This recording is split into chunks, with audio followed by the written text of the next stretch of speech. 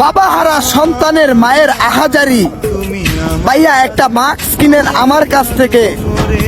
আমার সন্তান ও আমি 2 দিন যাবত কিছু খাই নাই টাকার অভাবে।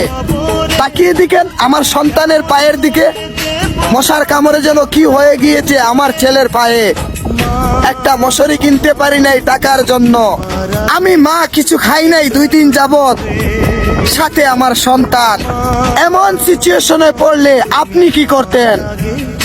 ভিডিওর স্ক্রিনে নাম্বার দেওয়া রয়েছে, পারলে 10টা টাকা সাহায্য করবেন এই দুঃখিনী মায়ের জন্য, যেই মা নিজের জন্য না, নিজের সন্তানের জন্য মানুষের কাছে হাত পাতল।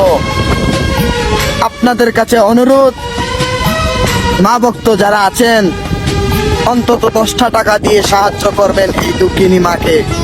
নরম বিছানায় তুমি থাকো মাগো।